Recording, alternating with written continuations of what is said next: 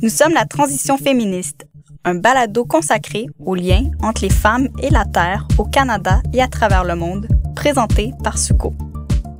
Épisode 2. Plaidoyer pour des semences paysannes.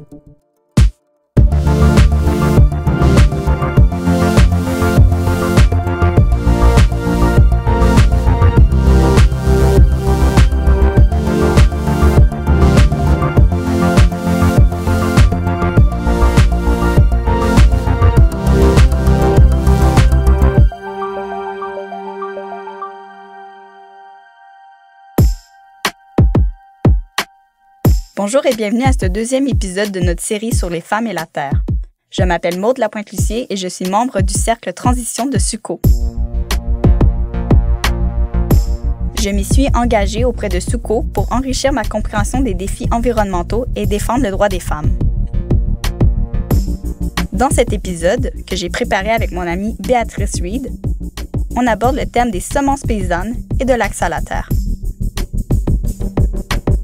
Mais à travers les semences paysannes, on vous parle aussi d'agriculture, d'environnement et de justice sociale.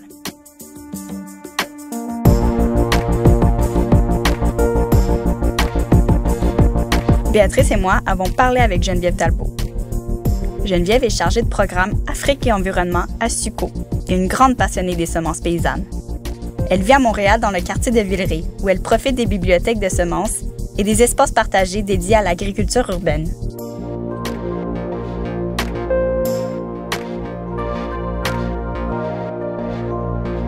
Je me présente, moi je suis Geneviève Talbot, je suis chargée de programme à Suco pour l'Afrique et environnement.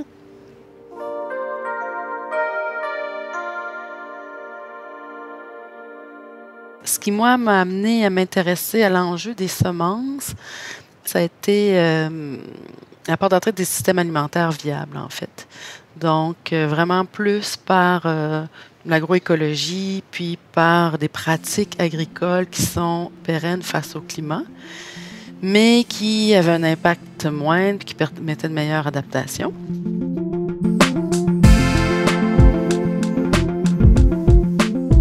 Pour commencer, on a demandé à Geneviève ce que ça veut dire des semences paysannes. Les semences paysannes sont les semences qui viennent directement de la productrice ou du producteur. Donc, c'est-à-dire des semences qui sont créées par les paysannes et les paysans eux-mêmes. Il y a différentes sortes de systèmes semenciers qui coexistent.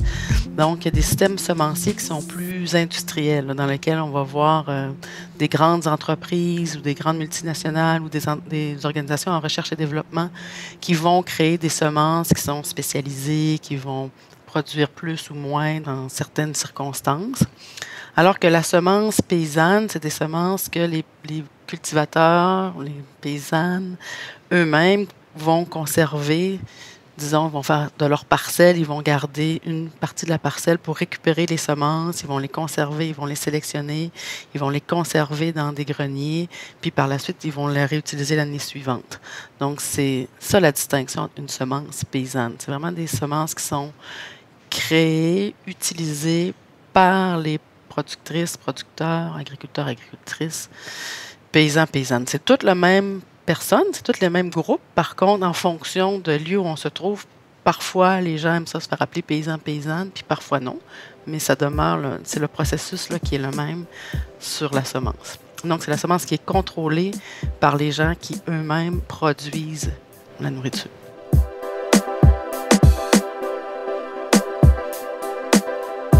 Geneviève explique que les semences paysannes sont très importantes dans les systèmes alimentaires viables et un véritable levier d'autonomie pour les agricultrices. C'est un constat visible dans les 11 pays dans lesquels Suco est présent, qu'il s'agisse d'Amérique latine, des Caraïbes ou de l'Afrique. En fait, les semences sont la porte d'entrée de toute alimentation.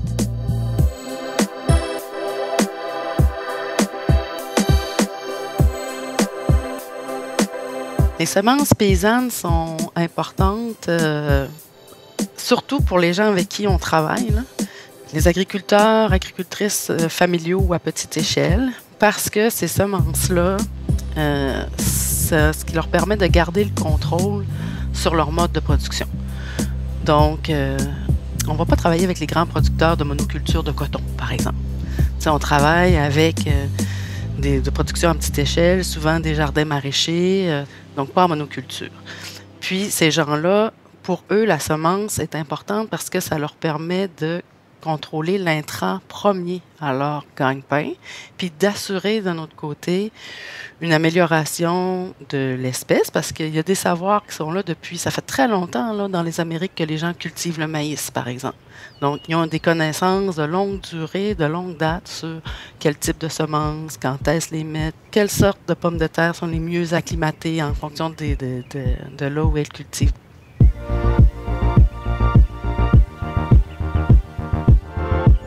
Et il n'y a pas que le maïs. Geneviève dit que le Pérou compte plusieurs milliers de semences de pommes de terre. Les paysannes et les paysans peuvent alors déterminer quelles sont les variétés qui s'acclimatent le mieux à leur territoire. En fait, les semences paysannes permettent d'assurer l'accès des agricultrices à des semences adaptées pour leurs conditions de culture et qui ont été sélectionnées à travers les générations. Dans bien des régions du monde, les semences paysannes permettent le développement de l'agriculture et des échanges au niveau local au sein de la communauté. Les semences paysannes sont les semences les plus accessibles parce que ce sont celles que les gens, les producteurs, productrices font eux-mêmes, soit dans leur champ ou encore au sein de leur communauté. On va travailler souvent avec des férias agricoles ou des foires qui vont permettre l'échange de semences, le troc de semences entre les différents producteurs, productrices. Donc ça, c'est intéressant parce que quelqu'un qui cultive plus de la fraise, par exemple, peut échanger ses semences avec quelqu'un d'autre qui fait plus de manioc, maintenant, si on est au Burkina Faso, par exemple. Puis ces trocs-là de semences-là, ces échanges-là de semences ont encore une fois une valeur culturelle qui va bien au-delà de la semence. Ça devient, comme on a eu à Montréal dernièrement, la fête des semences, ça devient un endroit pour fêter, échanger, célébrer. C'est un moment culturel qui est important.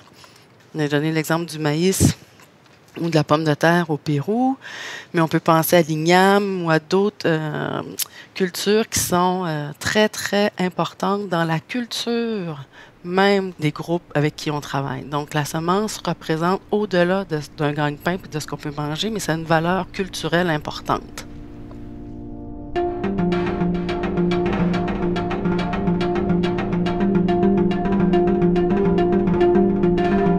Pourtant, plusieurs barrières limitent l'accès et le contrôle des semences locales.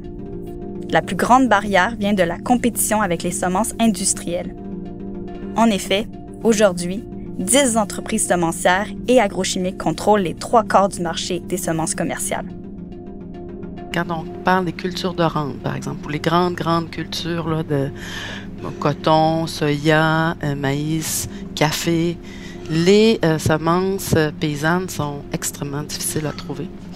Puis ils ne sont pas sur le marché. Puis il y a une énorme pression, comme la même chose chez nous, pour que les grands producteurs se procurent des semences industrielles, là, qui sont souvent des semences hybrides, souvent des semences avec des OGM, puis qui vont supposément avoir un meilleur rendement à l'hectare, là, par exemple. Ils vont produire de façon plus intensive à l'hectare. Ces semences-là sont très, très, très présentes sur le marché. Puis c'est un enjeu qui est présent.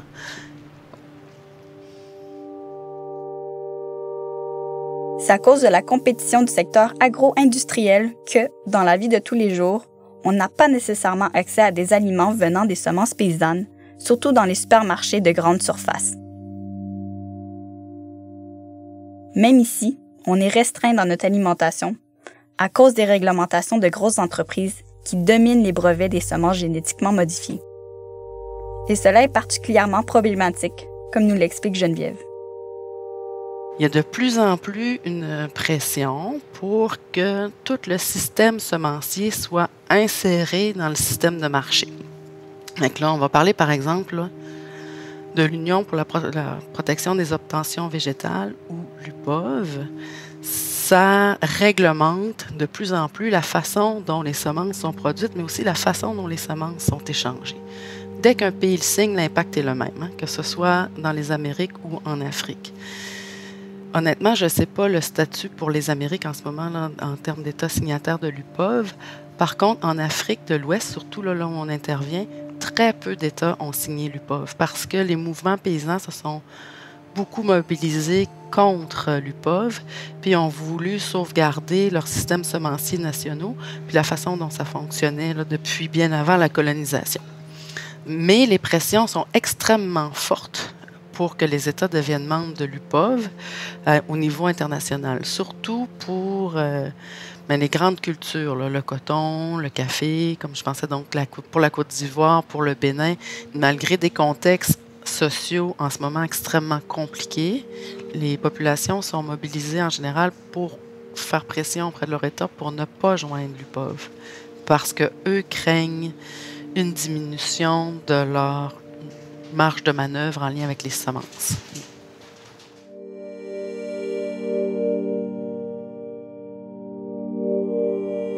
Par exemple, dans certains de nos pays, au Bénin, entre autres, qui jusqu'à tout récemment n'étaient pas signataires de l'UPOV, puis là, ils sont en train de négocier, bien, on voit quand même des mobilisations, des sensibilisations qui sont faites par nos partenaires auprès de leur État pour ne pas être membre de l'UPOV, parce que la crainte, c'est que ça devienne empêcher ces trocs de semences-là, cet échange de connaissances-là, puis que tout doit nécessairement passer par des semences qui sont certifiées, labellisées, puis contrôlées par un système semencier qui est très près d'un système capitaliste aussi, là.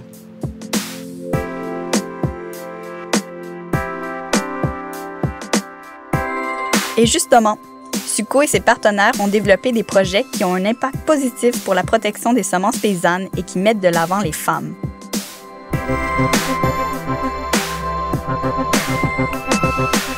C'est souvent les femmes qui sont détentrices d'un savoir de longue date. Peu d'entre elles vont être au front, vont avoir l'espace, la place pour que leur prise de parole soit considérée puis prise au sérieux. Fait que c'est sûr qu'une des choses que SUCO fait puis que nos partenaires font de plus en plus, c'est de travailler avec ces femmes-là pour qu'elles aient accès aux instances de décision en ce qui concerne les semences, puis la gestion des semences, puis la gestion des terres. Fait qu'à la fois au sein des familles, mais aussi au sein des comités communaux au niveau des communes là, sur où on va mettre un grenier, par exemple. On appuie un beau projet au Nicaragua d'une école semencière là, pour assurer la transmission du savoir, parce qu'un autre des enjeux, c'est ça, c'est que le savoir se perd un peu parce que les semences, on va les acheter au lieu de les produire. Mais donc, assurer une place de choix aux femmes dans cette transmission des savoirs sur les semences.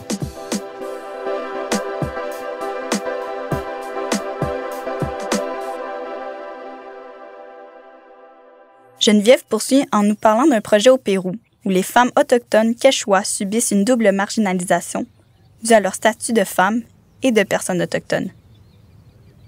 Le projet vise à renforcer leur souveraineté alimentaire et leur sécurité financière. Ça passe par l'élevage de petits animaux, la création d'une banque de semences et l'installation de serres semi-souterraines pour la production de légumes. Un projet très inspirant se passe au Pérou avec les Waliponí.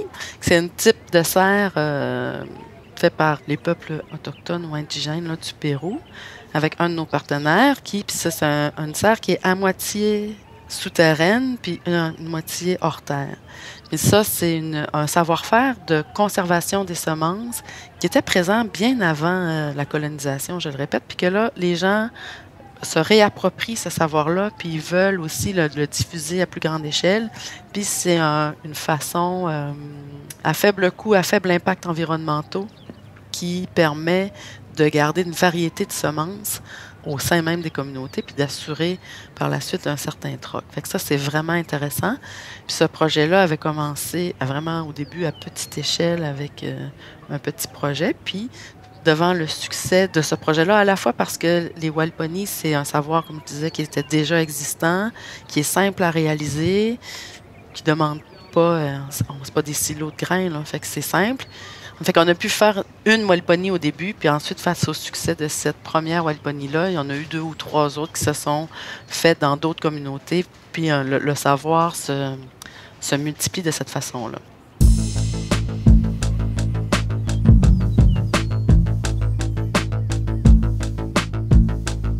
Ensuite, on a un autre partenaire au Burkina Faso, Yélémani, avec qui on a mené plusieurs projets, mais tous autour de la souveraineté alimentaire. Puis un des points d'entrée de la souveraineté alimentaire, c'est l'accès aux semences. Donc, eux aussi ont développé de plus en plus à travers l'agriculture. Puis c'est intéressant, c'est une forme d'agriculture urbaine qui se fait là, à Ouagadougou, en capitale. Puis, comment arriver à conserver quand même des semences pour assurer la pérennité là, des projets agricoles des femmes, à vraiment à moins de 1 hectare, là, vraiment à petite échelle, parce qu'on est en ville. Fait que ça, c'est un autre beau projet qui a aussi fait un lien avec les cantines scolaires puis des jardins scolaires. Donc, les semences des femmes ont pu permettre de garder, alimenter, disons, les jardins scolaires pour faire les cantines à l'école.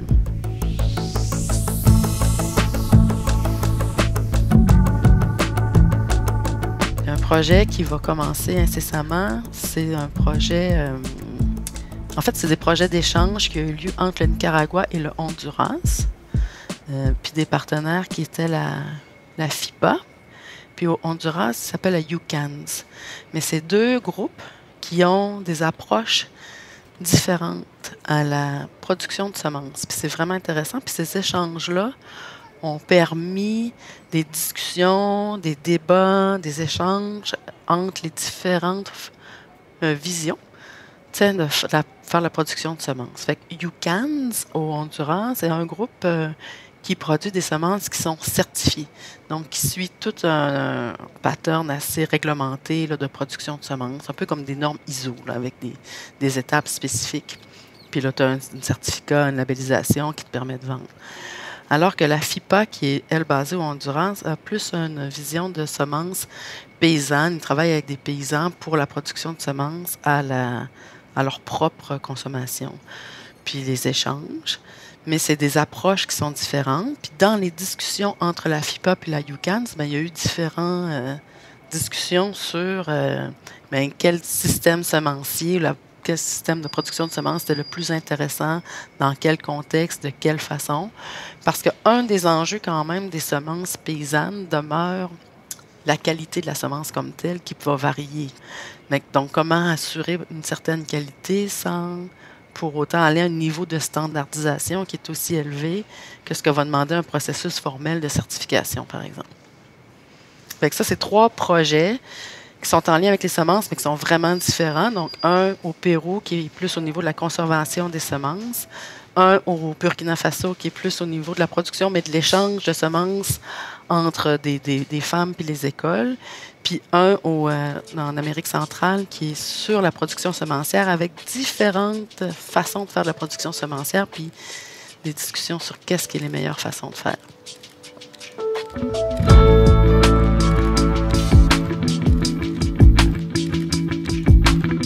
Là, on a un projet qui est pas encore, qui va être lancé, qui va avoir lieu au Nicaragua aussi.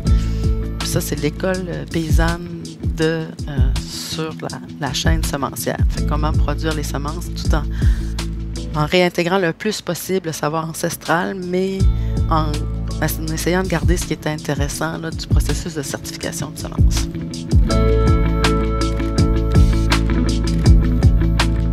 À la fin de notre entrevue avec Geneviève, je crois qu'on peut affirmer que les semences paysannes sont importantes pour plusieurs raisons. Donc, la semence paysanne est importante parce que ça permet aux paysannes d'avoir un plus grand contrôle sur ce qu'ils produisent puis comment ils produisent.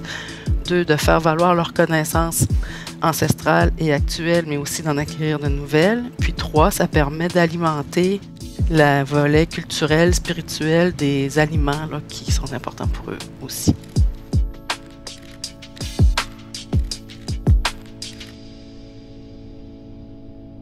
Pour conclure, on a demandé à Geneviève quel message elle aimerait faire passer aux personnes qui nous écoutent.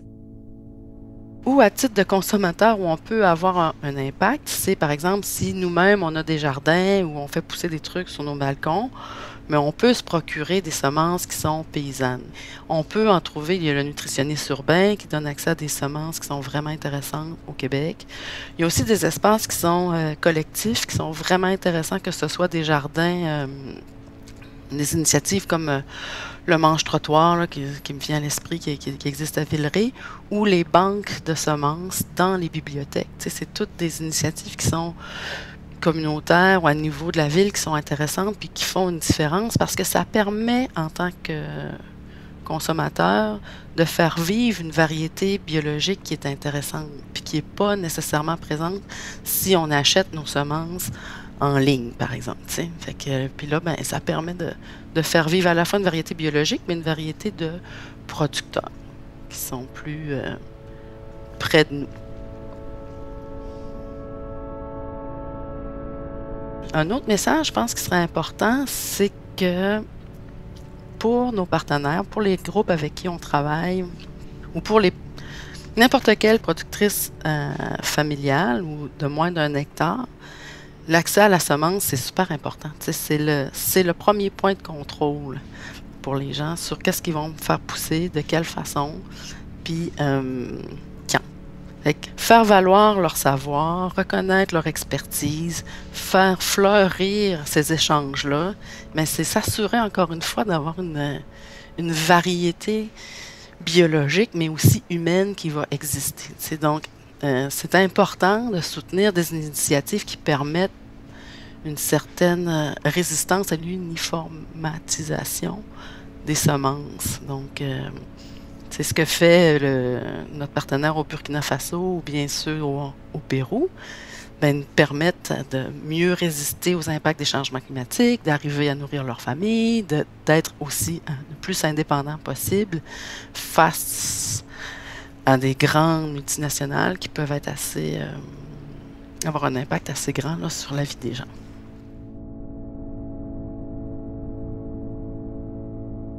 Avant de se quitter, Geneviève nous a confié sa vision optimiste du futur des semences paysannes. Dans 10 ans, moi, je pense qu'on n'aura pas le choix d'être rendu en ce qui concerne les semences, là, avoir une plus grande variété de semences qui va aussi répondre aux exigences du climat, qui va répondre aux exigences alimentaires des gens, mais que les gens vont avoir changé leur perspective. Ça veut dire qu'on va avoir, tu sais, au Pérou, là, il y a 3000 sortes de pommes de terre. Je reviens avec cet exemple-là parce que je trouve ça assez extraordinaire. Dans 10 ans, je pense qu'on n'aura pas le choix de retrouver ces 3000 sortes de pommes de terre-là parce que les impacts du changement climatique nous forcent à varier qu'est-ce qu'on va manger.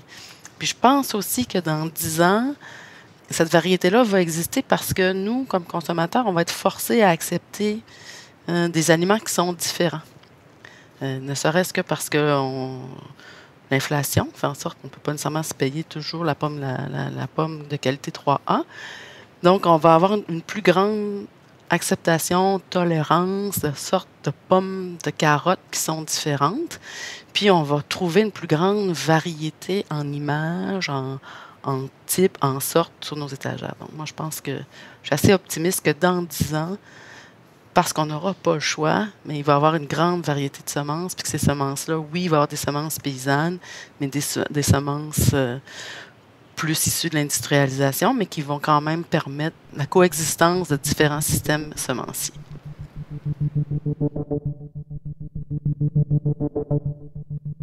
J'espère que ces derniers mots sauront vous inspirer pour enrichir vos réflexions et peut-être même passer à l'action.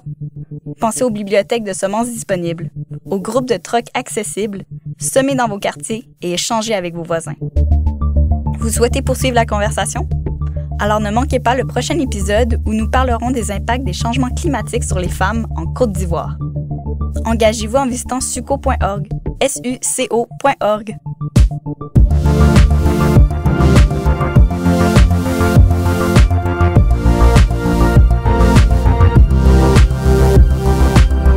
Vous venez d'écouter le 2e épisode du balado « Nous sommes la transition féministe », produit par Suco, en collaboration avec Récréation. Vous pouvez retrouver les autres épisodes de la série sur toutes les plateformes de balado-diffusion. Cet épisode a été scénarisé par Béatrice Reed et Maude Lapin-Cussier, qui a aussi assuré l'interprétation. La série est réalisée par Lucie Laumonier avec François Larivière à la post-production. Merci à notre invitée Geneviève Talbot pour sa participation. Ce balado est rendu possible grâce au soutien financier d'Affaires mondiales Canada et du ministère des Relations internationales et de la francophonie du Québec.